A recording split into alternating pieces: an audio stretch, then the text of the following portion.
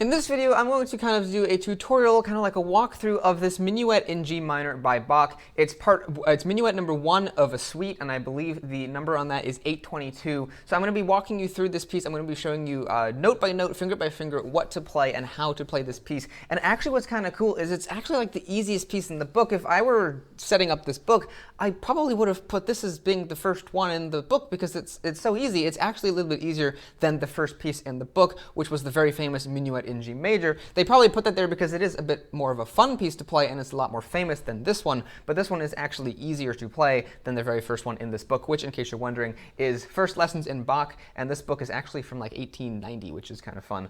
But this piece is actually one of the easiest ones we've come across, so what I'm going to do is I'm first going to show you the sheet music and show you why it's easy and just let you take a look at it, and then I'm also going to show you the piano keys and I'm going to go through it step by step, note for note, and I'm also going to be trying out a new thing where I have the music for it right above the keys so that you can follow along as I play the piece nice and slowly. I'll be calling out the measures by number most of the time, unless I forget to, and if you can follow along with it on the screen, and you can see what measure I'm playing and what notes I'm playing. So hopefully that helps you out. Let me know what you think of that. It's something new I'm trying, so just let me know what you think of it and tell me if it helps you. But first, let's take a look at the sheet music by itself, and I'll just kind of show you anything that you need to watch out for, which there isn't really much in this piece.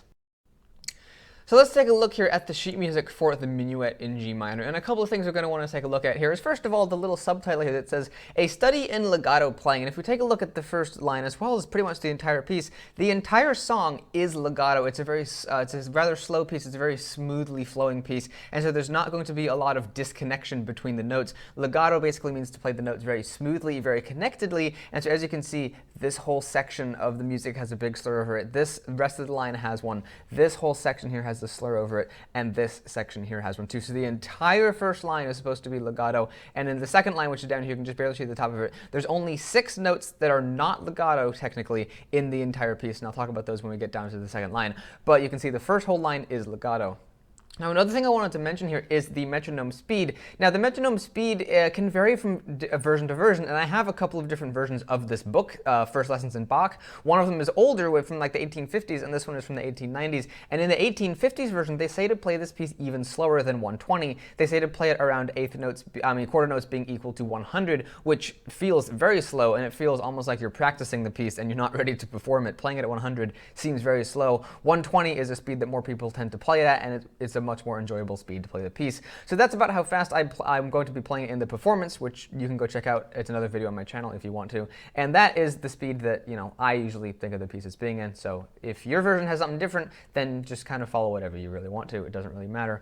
Another thing that's pretty optional is the dynamics, because Bach, during his time, the keyboard instruments of his day were not really able to do dynamics. So the soft marking here, the P stands for piano, which means soft, and other dynamic markings like crescendo and mezzo fortes and stuff in the piece are pretty optional. If you do play them, it does add a nice dimension to the piece, but again, they're rather optional, and if you're playing the piece on a clavichord or a harpsichord, you can completely forget about doing dynamics because those instruments aren't able to do them.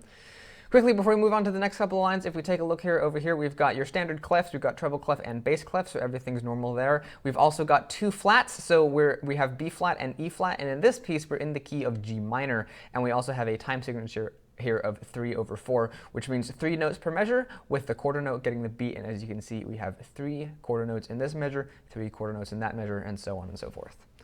So let's take a look at the next couple of lines.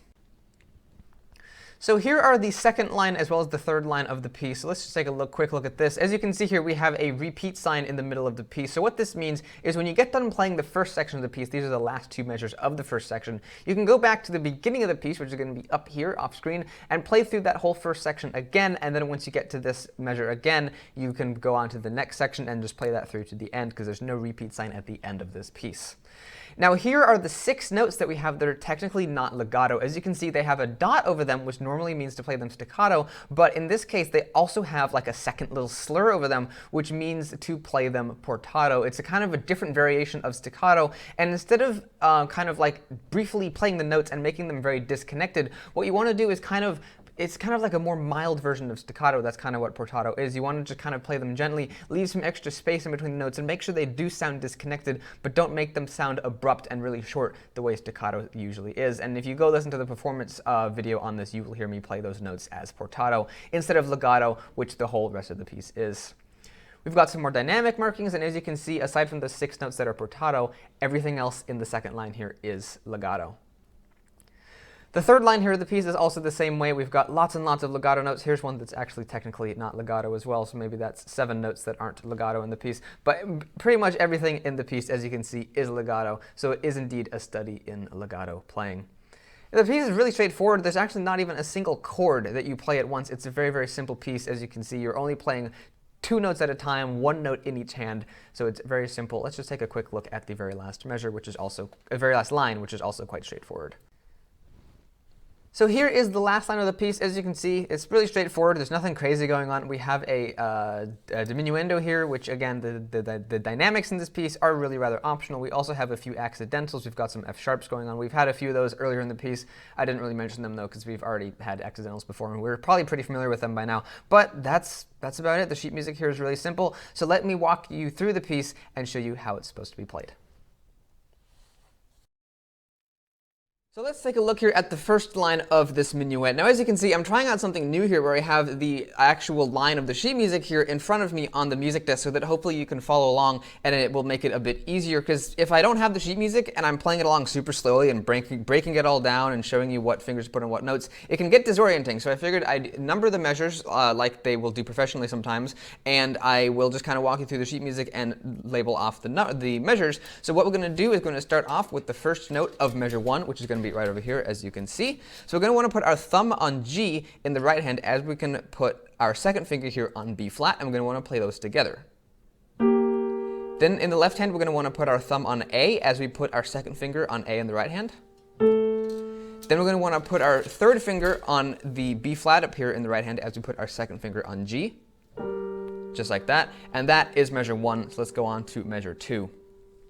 So of course, the left hand pattern in measure 1 there is 2, 1, 2, and then the next note we're going to want to play is this F sharp, which we're going to want to play with our third finger, as we play this A in the right hand with our second finger, just like so. Then jump up to D with our pinky, then come back down to G with our thumb, as we play that G in the left hand with our second finger, and that is the end of the second measure. So let's go on to the third measure.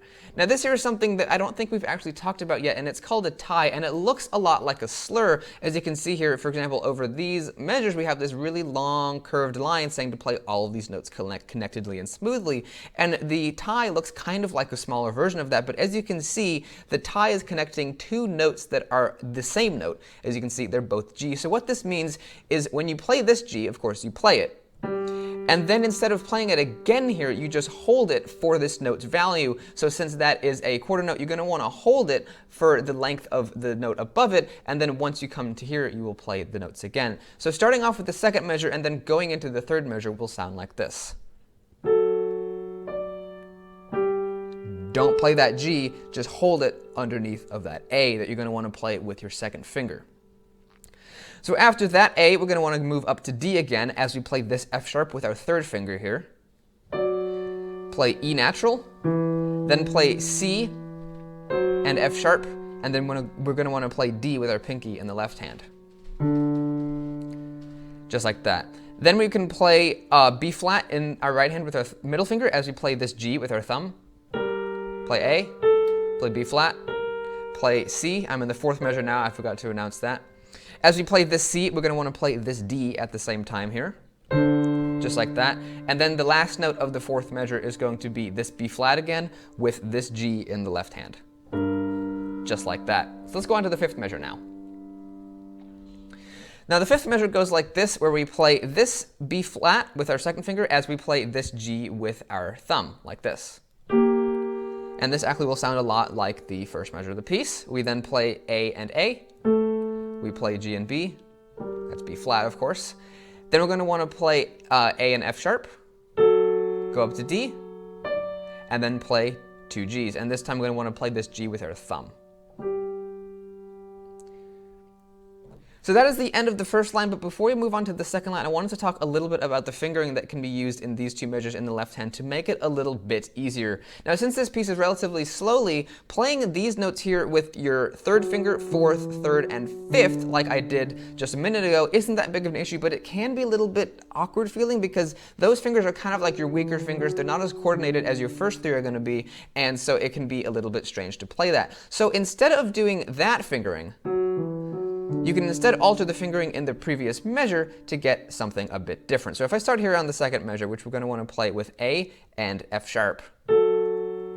Now what the left hand fingering says to do is to play 2 on that G. But instead of playing 2, you can play a thumb like so, and then in the next measure that will set you up to play 2, 3, 2, 4 on those notes, and then for the next measure just play thumb on G, and you're back to the fingering the sheet music has. So if you don't like to play the 2 on this G, and then play this little passage here with your third, your fourth, your third, then your fifth, play your thumb on that G, and then play 2, 3, 2, 4. Just kind of an optional fingering in there that you can use to make the piece just a little bit easier. Sometimes I'll kind of switch between the two. Sometimes my brain will say, hey, let's do this way first with the thumb, and other times my brain will say, hey, let's do it with the second finger, and then do this way. That's the way I usually do it, but sometimes I'll end up doing it this way. Let's move on to the second line of the piece now. So let's take a look here now at the second line, which is going to start off here with measure 7, and we're going to want to start off by playing C with our middle finger in the left hand, as we play this A with our second finger in the right hand. Just like so. Then we're going to want to play this D with our thumb as we play this B with our middle finger.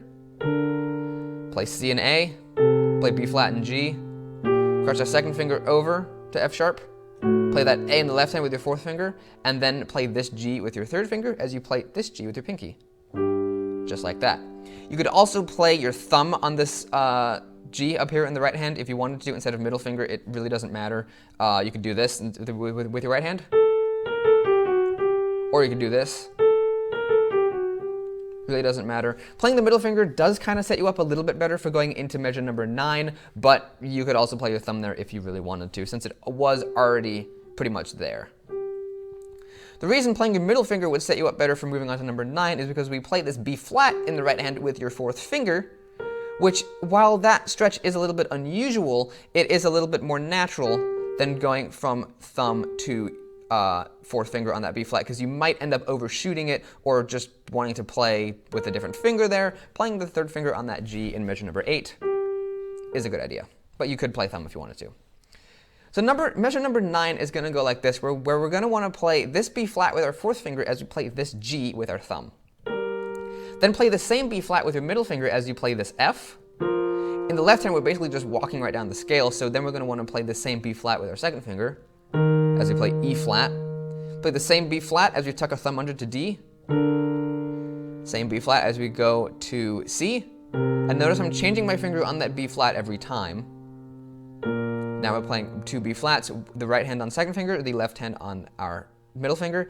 And then we're going to want to play C with our thumb in the right hand as we play this A with our fourth finger. Just like that. Go up to B flat and D. Just like that. Go up to C and E flat. And then come back down to D in the right hand as we play this B flat in the left hand. Tuck our thumb under to A. Head down the scale. F natural, E flat. And that is the end of the second line of the piece, which is in measure number 12. Now, I wanted to briefly talk here about the line of repeated B flats and why you want to play that with different fingers, because especially at the tempo that this piece is in, you can totally just sit there and just play it with your fourth finger or your third finger or whatever finger you really wanted to play it at. Just like that. But in pieces that are faster, imagine if this piece was twice that speed, you'd want to be playing that with different fingers, because if you're playing a single note over and over again with one finger, you have to move your hand up and down a lot more than if you're just playing it with different fingers, and playing a repeated note at a very high speed with different fingers makes it a lot easier to play. And it's a good habit to get into even if the piece you're playing is very slow, like this one is, it's not very slow, but it's on the slower side, you'd still want to just get into the habit of playing that B flat with different fingers, simply because even at this speed it is a little bit easier, and also it's a good habit to get into. When you're playing a faster piece, you should really just kind of instinctively want to play different fingers on the same note when you have it in a line over and over and over again. So now let's move on to measure line number 3. So here we are on the third line of the piece, and we're going to be starting off here with measure number 13 as we play this D in the left hand with our pinky, as we play this F in the right hand with our fourth finger. We're going to want to play this E flat, then we're going to want to play this D, play C, play B flat with our second finger.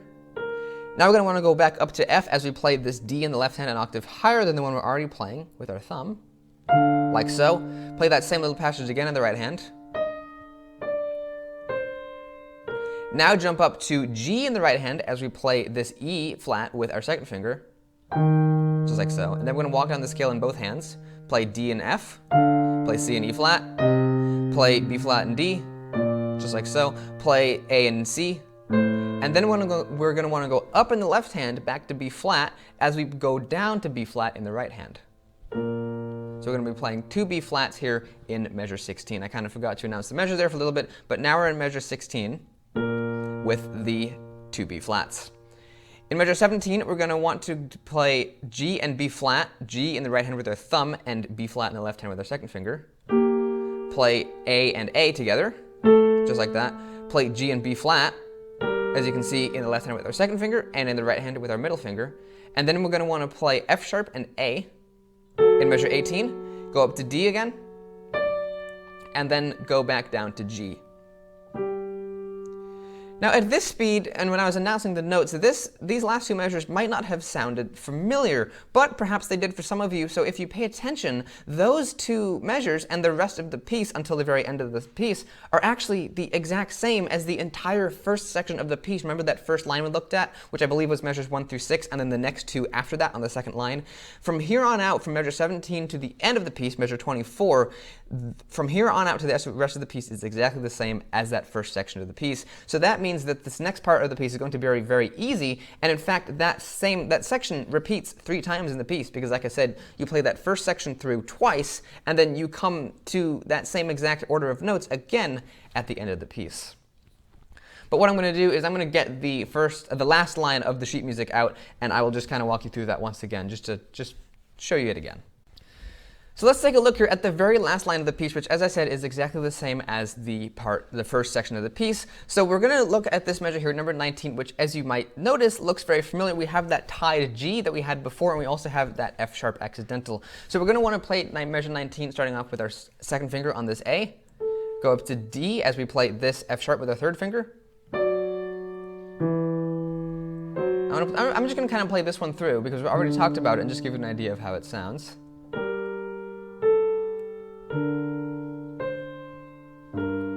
Measure 21.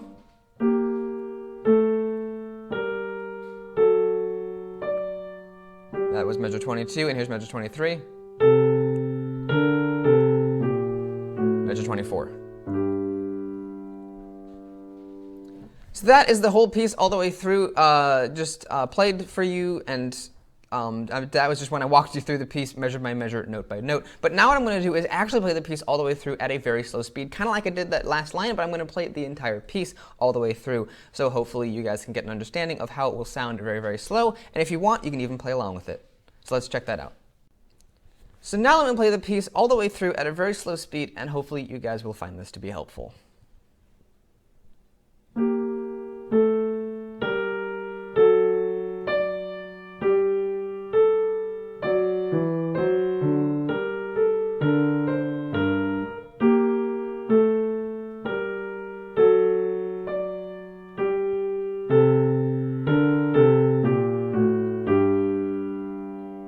Let's move on to the next part. I'm not going to do that repeat.